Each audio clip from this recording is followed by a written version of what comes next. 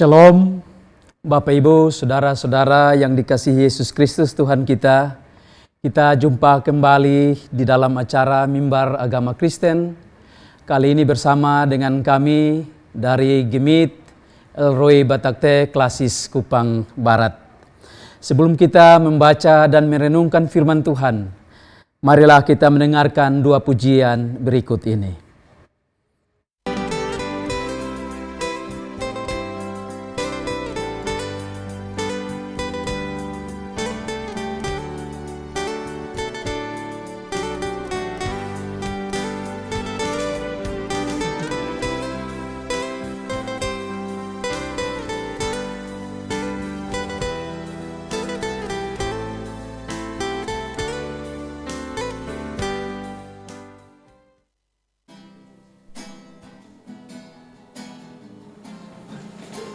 Adik sampai statis terus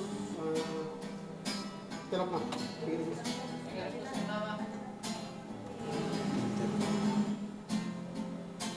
Ya tahan. Standby 3. Oke, 1-3 udah dulu. Ya. Kawan, ini suara pun habis kita.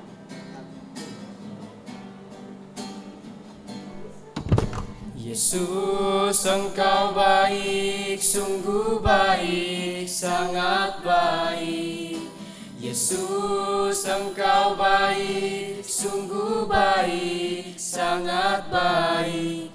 Kasih-Mu tak berkesudahan, kasih-Mu kekal selamanya.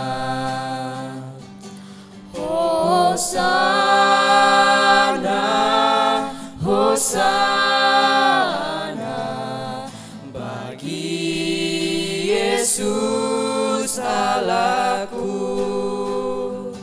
Hosana, Hosana, bagi Yesus Tuhanku.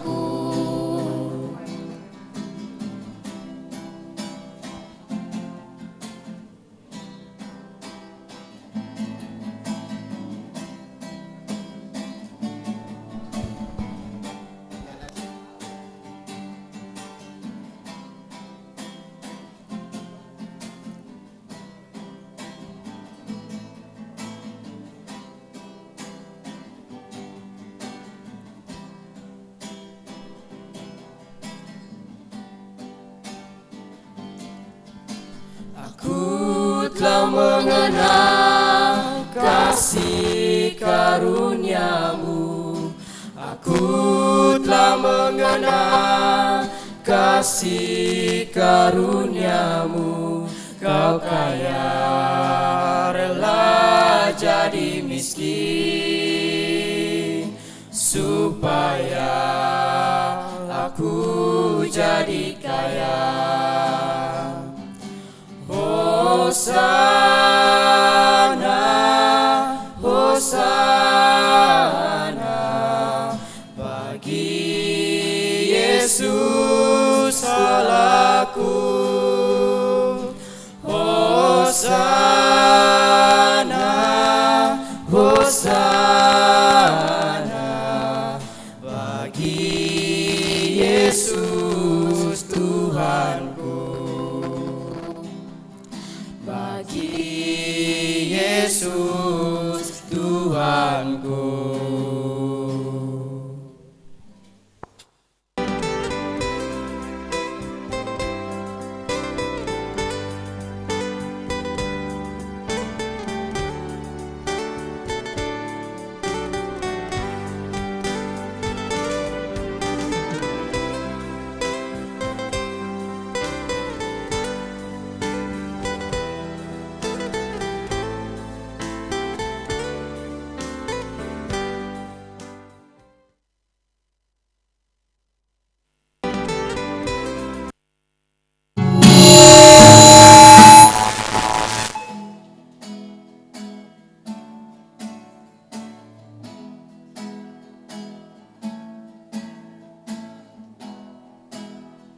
Di saat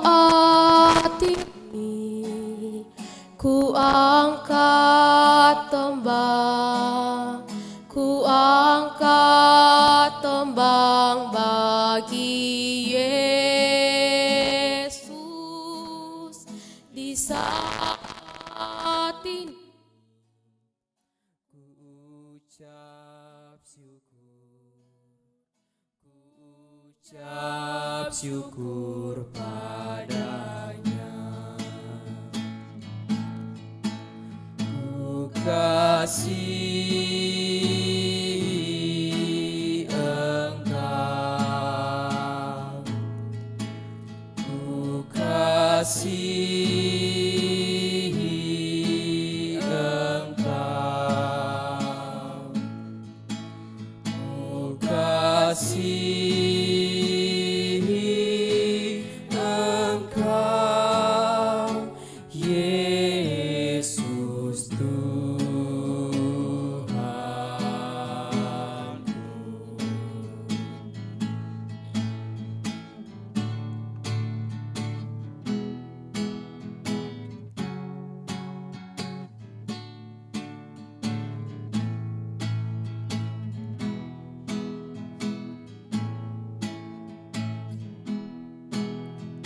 Di saat ini ku datang Tuhan, ku datang bersujud padamu. Di saat ini Engkau ku sembah, Engkau ku sembah ya Tuhan.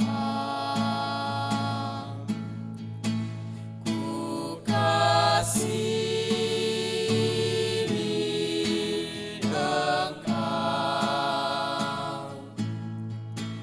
ku kasihi Engkau, ku kasihi Engkau, Yesus Tuhanku.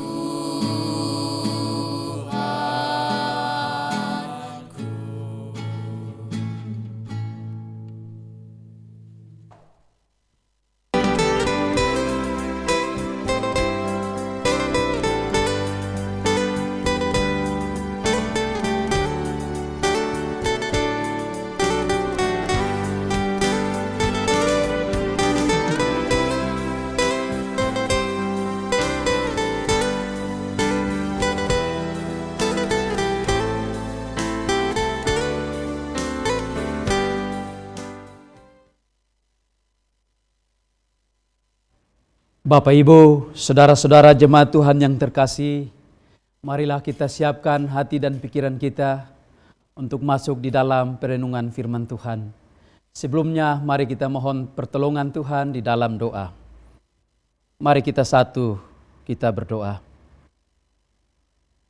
Bapa Surgawi, di dalam nama Yesus Kristus, Tuhan dan Juru Selamat kami bersyukur kepadamu Tuhan, Engkau memberikan kesempatan bagi kami di sore hari ini untuk bersama-sama membaca dan merenungkan firman-Mu Tuhan, yang menuntun kehidupan kami, meneguhkan iman kami, serta komitmen kami pada panggilan yang Engkau berikan bagi kami sebagai hamba-hamba-Mu ya Tuhan. Karena itu kami mohon kasihani kami, ampuni kami, layakkanlah kami di dalam pembacaan dan perenungan firman ini. Bersabdalah bagi kami siap mendengarkannya. Demi Kristus Yesus kami berdoa.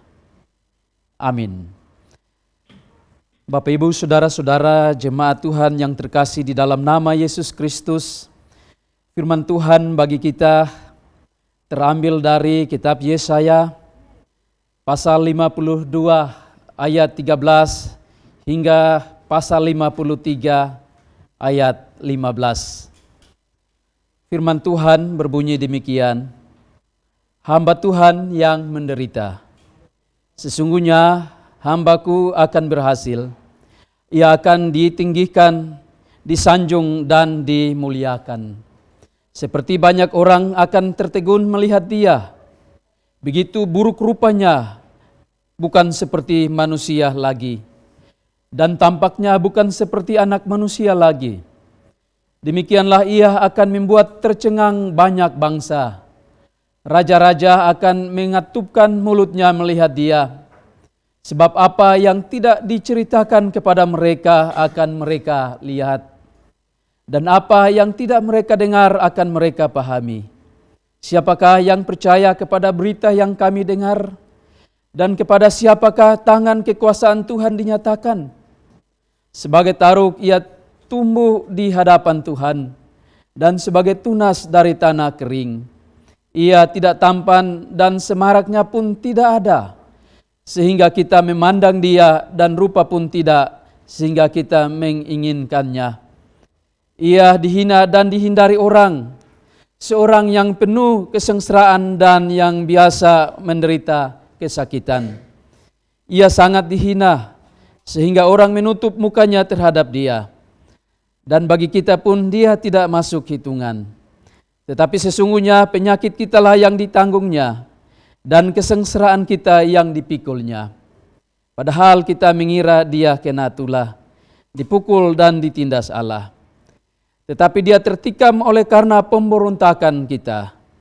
Dia remukan oleh karena kejahatan kita. Ganjaran yang mendatangkan keselamatan bagi kita ditimpakan kepadanya. Dan oleh bilur-bilurnya kita menjadi sembuh. Kita sekalian sesat seperti domba. Masing-masing kita mengambil jalannya sendiri. Tetapi Tuhan telah menimpakan kepadanya kejahatan kita sekalian. Dia dianiaya, tetapi dia membiarkan diri ditindas dan tidak membuka mulutnya. Seperti anak domba yang dibawa ke pembantaian. Seperti induk anak domba yang keluh di depan orang-orang yang menggunting bulunya, ia tidak membuka mulutnya. Sesudah penahanan dan penghukuman ia terambil, dan tentang nasibnya siapakah yang memikirkannya? Sungguh, ia terputus dari negeri orang-orang hidup, dan karena pemberontakan umatku ia kena tulah. Orang menempatkan kuburnya di antara orang-orang fasik, dan dalam hatinya ia ada di antara penjahat-penjahat. Sekalipun ia tidak berbuat kekerasan, dan tipu tidak ada dalam mulutnya. Tetapi Tuhan berkehendak meremukkan dia dengan kesakitan. Apabila ia menyerahkan dirinya sebagai korban penebus salah, ia akan melihat keturunannya, umurnya akan lanjut, dan kehendak Tuhan akan terlaksana olehnya. Sesudah kesusahan jiwanya, ia akan melihat terang dan menjadi puas. Dan hambaku itu sebagai orang yang benar akan membenarkan banyak orang oleh hikmatnya, dan kejahatan mereka dia pikul. Sebab itu aku akan membagikan kepadanya orang-orang besar sebagai rampasan, dan ia akan memperoleh orang-orang kuat sebagai jarahan, yaitu sebagai ganti karena ia telah menyerahkan nyawanya ke dalam maut. Dan karena ia terhitung di antara pemberontak-pemberontak, sekalipun ia menanggung dosa banyak orang, dan berdoa untuk pemberontak-pemberontak. Demikian firman Tuhan, berbahagia semua yang mendengarkannya dan memelihara dalam hidup setiap hari. Bapak, Ibu, saudara-saudara yang terkasih, sebelum kita ada dalam perenungan kebenaran firman Tuhan, maka marilah kita mendengarkan dua pujian dan kesaksian berikut ini.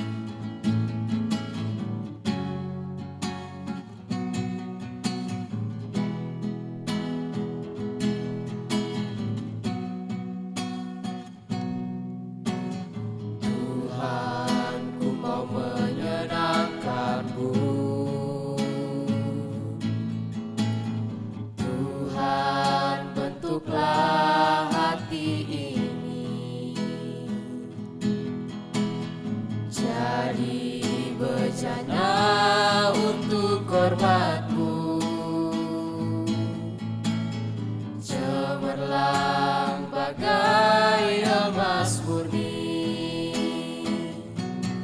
menyenangkanmu, senangkanmu, hanya itu kerinduanku, menyenangkanmu, senangkanmu, hanya itu kerinduanku.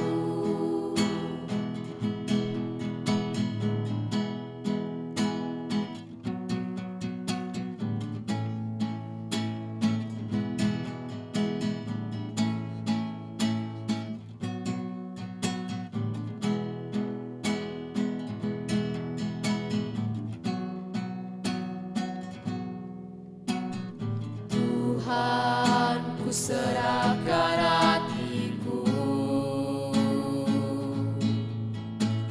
semua ku berikan padamu. Kuduskan hingga tulus selalu,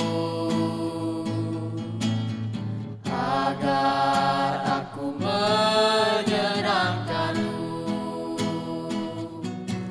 menyenangkanmu, senangkanmu, hanya itu kerinduanku,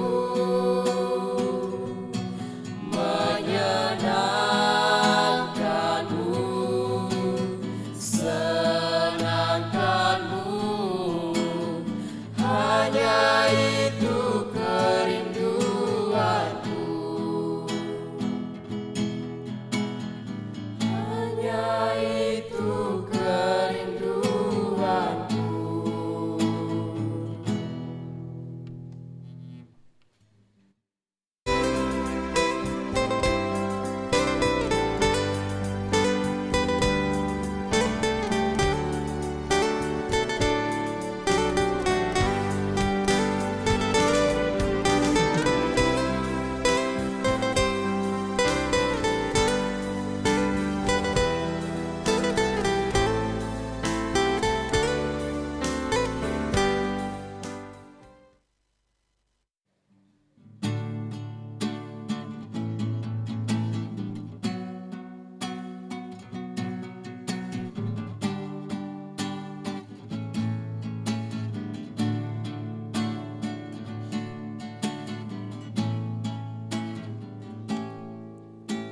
Semula aku tak mengerti mengapa ini sampai terjadi. Waktu di Getsemani, kau relakan diri, hadapi pengorbanan maut. Semua untuk kasih sayang.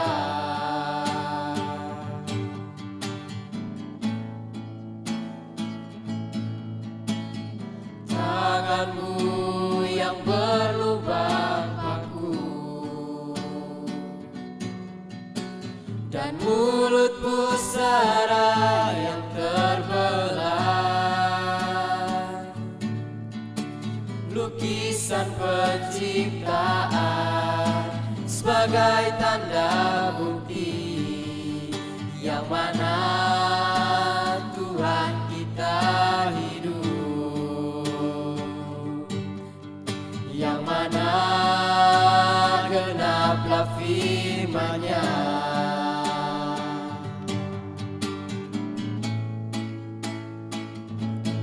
Getsemani, disitulah awal siksaanmu, dan Kalvari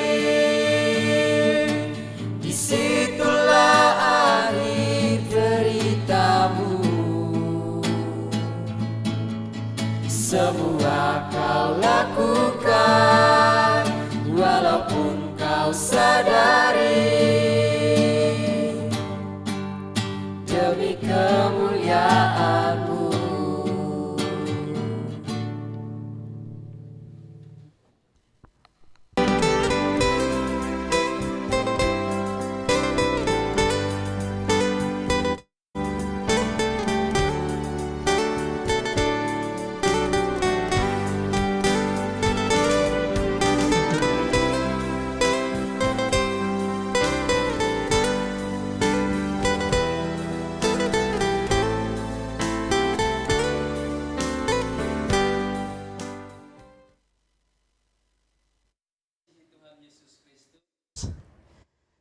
Perikop kita saat ini berjudul Hamba Tuhan yang Menderita.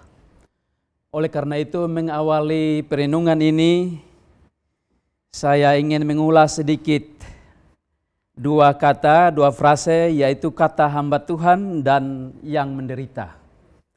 Yang pertama, kata hamba Tuhan. Kata hamba Tuhan ini adalah sebuah istilah yang populer di dalam gereja. Pertanyaannya, siapakah itu hamba Tuhan? Umumnya orang menyamakan hamba Tuhan dengan 3 kelompok orang.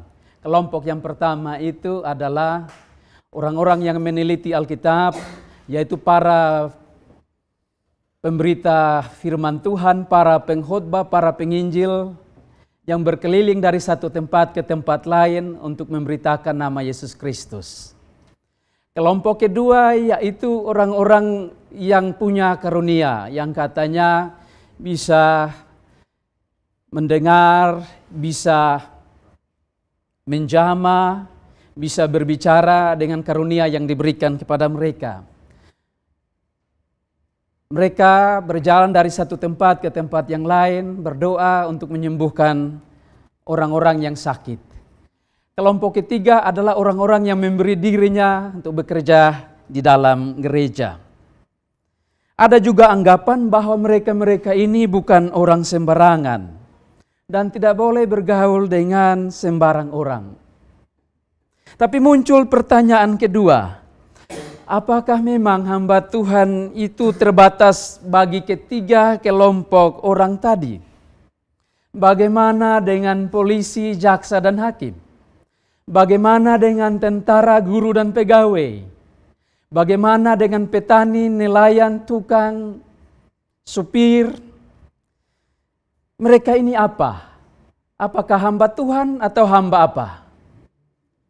Sering kita beranggapan bahwa pekerjaan-pekerjaan seperti ini sebagai pekerjaan-pekerjaan sekuler yang tidak punya hubungan apa-apa dengan doa, yang tidak punya hubungan apa-apa dengan Tuhan. Oleh karena itu tidak perlu dilakukan dengan baik, apalagi dengan benar. Karena tidak ada hubungan pertanggungjawaban iman. Tidak ada hubungan dengan Tuhan. Sedangkan pekerjaan yang berhubungan dengan Alkitab, pekerjaan yang berhubungan dengan doa dan gereja, baru kita sebut hamba Tuhan. Pengertian dan pemahaman seperti ini adalah pengertian dan pemahaman yang sangat sempit. Oleh karena itu janganlah heran kalau ada persoalan, ada permasalahan sehubungan dengan orang tidak melaksanakan pekerjaannya dengan baik, apalagi dengan benar sesuai dengan apa yang Tuhan mau. Karena dia merasa dia bukan hamba Tuhan. Kita semua adalah hamba Tuhan dalam bidang tugas, dalam bidang pekerjaan kita masing-masing. Kata Yohanes Calvin, Bapak Gereja. Bukan saja bertanggung jawab kepada pemimpin kita, tetapi kepada Tuhan. Sang pemberi tanggung jawab, sang pemberi pekerjaan itu. Menurut Yesaya, hamba Tuhan itu tidak terbatas kepada sebuah profesi saja. Tetapi menurut Yesaya, hamba Tuhan adalah sebuah kualitas hidup. Di mana saja hamba Tuhan itu berada, ia membangkitkan sukacita. Ia membawa pengharapan baru, memberikan pertolongan dan solusi-solusi, mencarikan jalan-jalan keluar kelepasan. Dan dalam melaksanakan pekerjaannya, itu dilakukan dalam rasa takut akan Tuhan. Sekali lagi, Kita semua adalah hamba-hamba Tuhan pada bidang tugas kita masing-masing. Dan oleh karena itu, maka sudah tentu ada konsekuensi bagi seorang hamba Tuhan. Konsekuensi bagi seorang hamba Tuhan yaitu pengorbanan, penderitaan. Yang kita kenal dalam frase yang kedua yaitu yang menderita. Frase pertama hamba, frase kedua yang menderita. Hamba Tuhan dan yang menderita. Tidak ada hamba Tuhan yang tanpa pengorbanan. Tidak ada hamba Tuhan yang tanpa penderitaan. Harga yang harus dibayar oleh setiap hamba Tuhan adalah pengorbanan dan penderitaan. Dan setiap hamba Tuhan harus siap menghadapi pengorbanan dan penderitaan. Ada banyak sebab orang menderita. Penderitaan akibat perbuatan dosa atau kesalahan. Penderitaan juga karena pola hidup yang kurang sehat. Gemar mengkonsumsi makanan dan minuman yang kurang sehat. Akibatnya penyakit. Penderitaan juga diakibatkan karena kebiasaan merusak lingkungan hidup. Sehingga akhirnya muncul atau timbul bencana di mana-mana. Dan yang keempat, penderitaan karena kehendak Tuhan. Dan ini ada hubungan dengan penderitaan seorang hamba Tuhan. Bapak, Ibu, Saudara-saudara yang dikasihi Yesus Kristus. Bacaan kita ini adalah nyanyian tentang hamba Tuhan. Sebuah nyanyian yang disampaikan untuk menghibur dan menguatkan iman umat Tuhan. Yang berada di pembuangan di Babel. Agar mereka tidak alami kelesuan iman. Dan agar mereka tidak kehilangan pengharapan. Pertanyaannya, kenapa mereka ada dalam pembuangan di Babel padahal mereka adalah umat pilihan Tuhan? Karena mereka berontak terhadap Tuhan Allah. Dan karena itu mereka harus menanggung akibat, yaitu penghukuman dengan dibuang ke negeri Babel. Namun karena Tuhan Allah itu adalah kasih, maka Ia sendiri akan membebaskan mereka. Ia akan membebaskan umat pilihannya dari penghukumannya sendiri. Karena Allah tidak selalu menuntut dan tidak untuk selama-lamanya Ia mendendam. Kita bisa membandingkan dengan Mazmur pasal 103 ayat 9. Nyanyian ini juga adalah sebuah pujian sukacita bahwa akan ada masa depan yang baik bagi umat pilihan Tuhan yang terbuang itu. Ada kelepasan bagi mereka. Tuhan Allah akan mengirim hambanya. Kalau kita lihat dalam cerita sejarah Israel dalam pembuangan di Babel, Tuhan memakai Raja Babel yang bernama Kores untuk membebaskan, menyuruh umat pilihan kembali ke negerinya. Tuhan Allah juga akan mengutus hambanya pada waktunya untuk membebaskan umat pilihannya dari belenggu dosa. Dan misi Allah yang diemban oleh sang hamba itu tidak gampang. Karena penuh dengan penderitaan. Sang hamba Allah itu direndahkan dan dihina. Sebelum ia ditinggikan dan dimuliakan. Penderitaan yang ia tanggung juga bahwa sang hamba itu ditolak sejak awal pelayanannya oleh orang-orang yang ia layani. Orang-orang yang ia layani menganggap penderitaan yang dialami oleh sang hamba Allah itu sebagai hukuman yang diberikan oleh Allah kepadanya. Padahal hamba Tuhan itu menanggung penyakit, memikul kesengsaraan dan pemberontakan umatnya. Supaya umatnya diselamatkan dan disembuhkan. Sang hamba tidak membela diri, malah memberi diri jadi korban dan mati bagi umatnya. Ia tidak memberontak saat diperlakukan seperti seorang penjahat.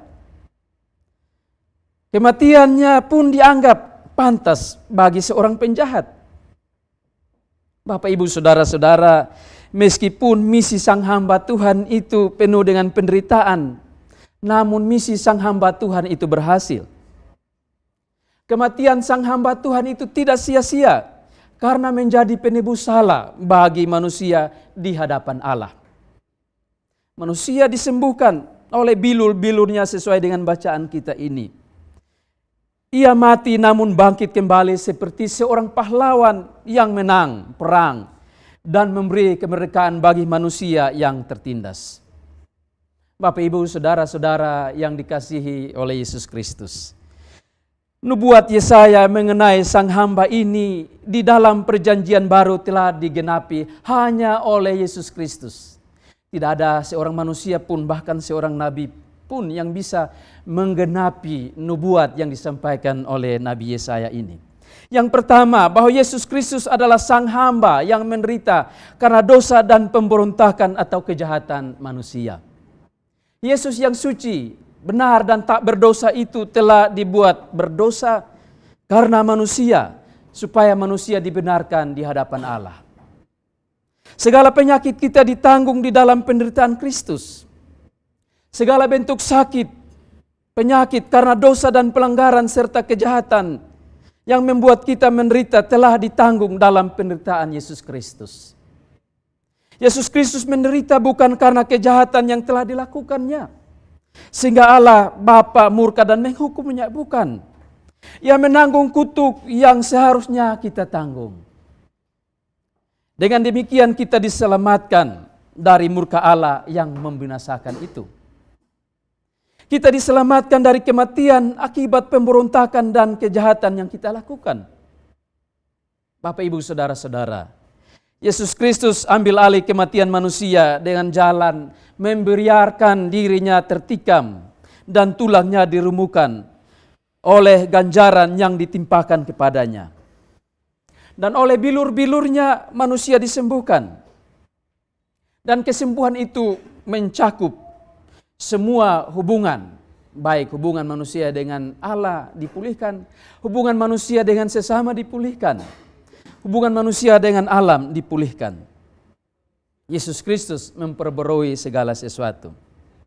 Bapak, Ibu, saudara-saudara yang dikasihi Tuhan Yesus Kristus. Oleh karena itu, bagaimana kita memaknai penderitaan sang hamba Tuhan yaitu Yesus Kristus yang mengemban misi penebusan itu? Saya catat ada 4 hal. Yang pertama, manusia hanya memiliki pengharapan untuk diselamatkan di dalam nama Yesus Kristus. Karena itu percayalah hanya kepada Yesus Kristus. Harapan untuk manusia diselamatkan tidak terletak pada orang tertentu atau seorang penguasa. Tidak juga kepada amal dan perbuatan baik. Tapi keselamatan itu hanya melalui Yesus Kristus sebagai Mesias dan Juru Selamat kehidupan ini. Dialah hamba yang menderita itu karena dosa dan pemberontakan kita. Dan dialah yang akan memberikan kelepasan, tidak saja bagi umat pilihannya yaitu Israel, tetapi bagi setiap orang berdosa yang mau bertobat dan percaya kepadanya. Yang kedua, penderitaan adalah bagian yang tidak terpisahkan dalam hidup kita sebagai orang-orang percaya. Kita semua hamba Tuhan tidak akan terlepas dari penderitaan. Orang-orang percaya sebagai hamba Tuhan tidak terlepas dari berbagai bentuk penderitaan, bahkan kematian sekalipun. Tetapi di dalam semua penderitaan itu kita percaya bahwa Yesus Kristus terus berkarya. Yesus Kristus bahkan berjuang mendampingi kita, menolong kita, menyembuhkan dan memulihkan kita, memperbarui dan menyelamatkan kita. Yang perlu dilakukan oleh orang-orang percaya yang adalah hamba-hamba Tuhan dalam penderitaannya, yaitu orang percaya harus ingat dan percaya bahwa Tuhan Yesus telah terlebih dahulu menderita. Dan ini menyemangati kita sebagai orang-orang percaya untuk berjuang bangkit dari segala keterpurukan kita. Orang percaya memang jatuh tetapi tidak sampai tergeletak. Karena Kristus Yesus Tuhan penolong. Yang ketiga, nyanyian tentang hamba Tuhan yang menderita itu juga adalah sebuah ajakan bagi kita semua. Bagi orang percaya untuk ambil bagian di dalam kehambaan dan pengorbanan Kristus Yesus. Kita harus hidup sebagai orang-orang yang sudah ditebus. Yesus Kristus adalah hamba yang sengsara menderita ganti kita. Karena itu kita patut meneladani Yesus Kristus yang adalah hamba yang menderita itu. Dengan meneladani Yesus Kristus maka menolong kita untuk senantiasa ambil bagian di dalam karya-karya pembebasan. mengurangi sengsara dan derita orang lain dengan berbagai upaya, sesuai dengan kemampuan dan kesempatan yang ada pada kita. Mendoakan orang lain, menghibur dan menguatkan orang lain, menolong mereka yang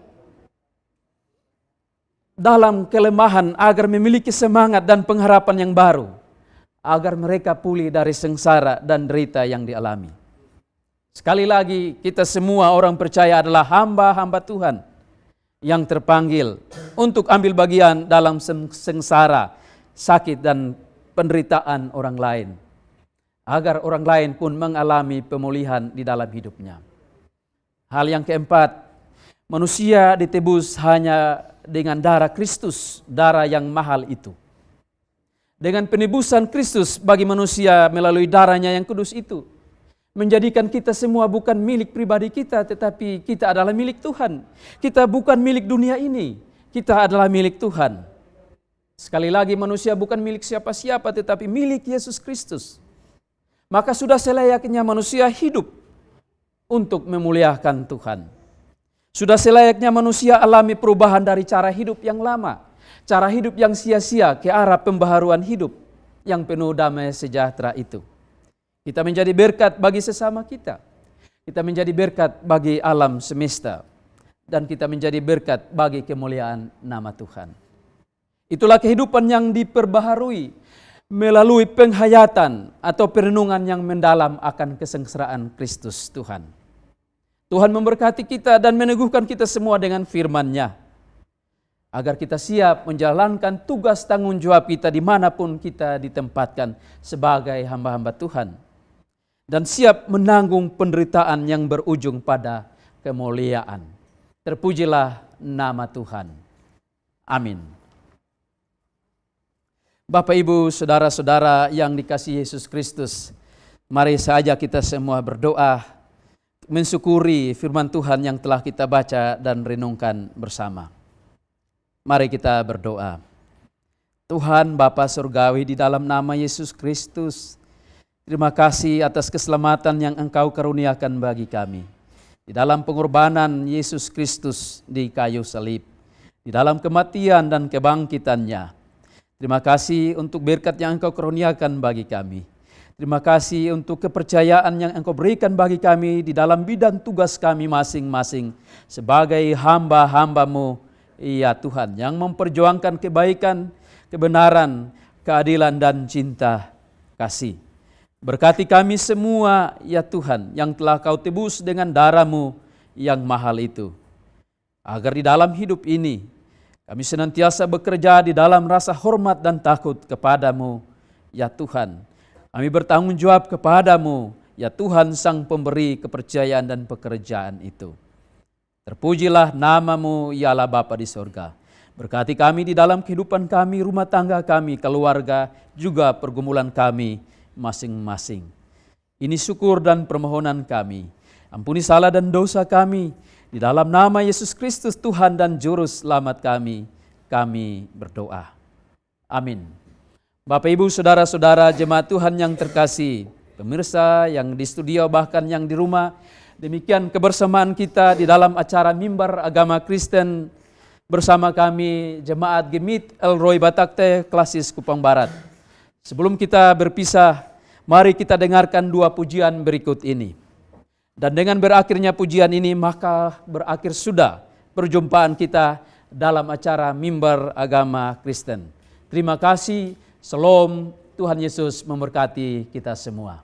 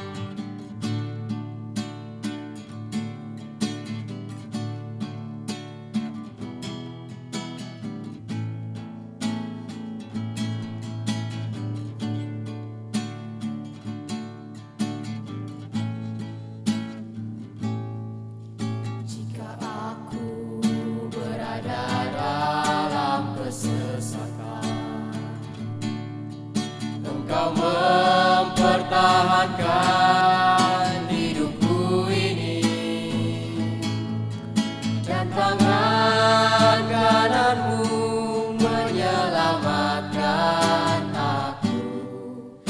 Yesus akan menyelesaikan bagiku.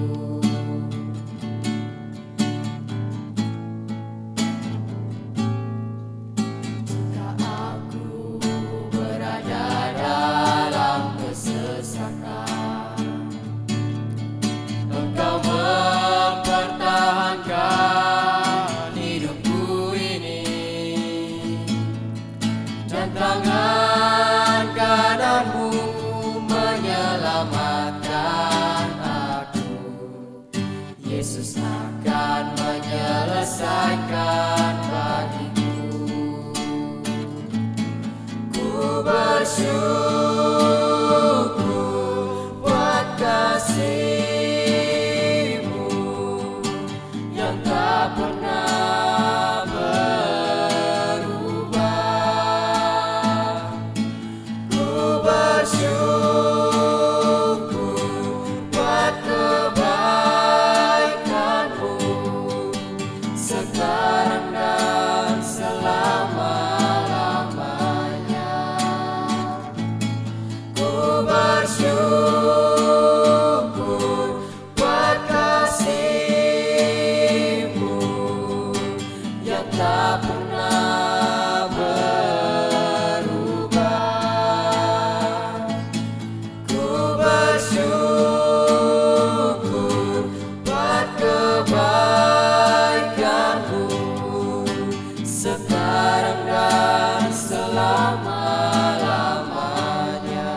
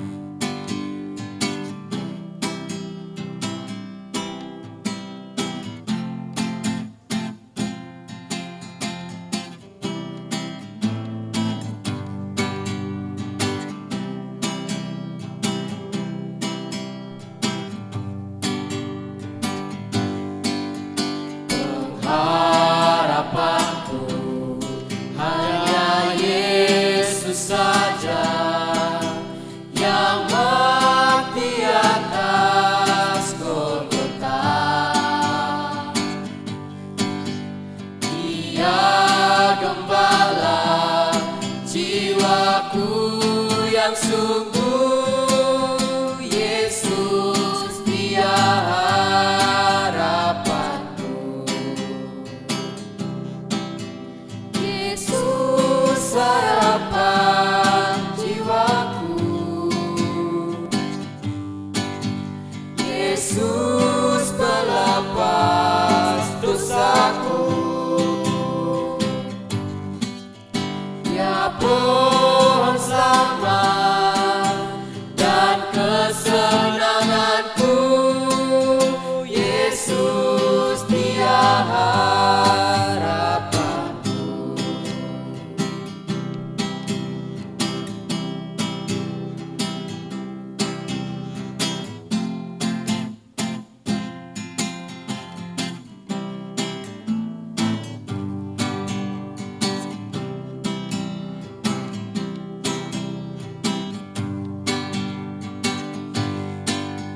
Dia membelaku dalam pencobaan, bebaskan dengan kuasa-Nya.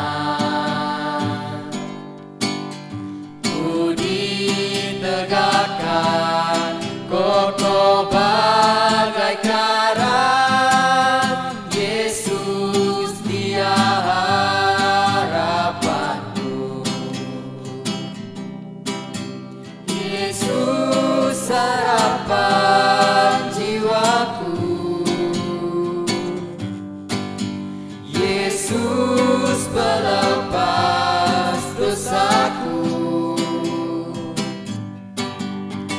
Dia pun selamat dan kesenanganku. Yesus Dia harapanku. Dia pun selamat dan kesenanganku. Yesus Dia harapanku.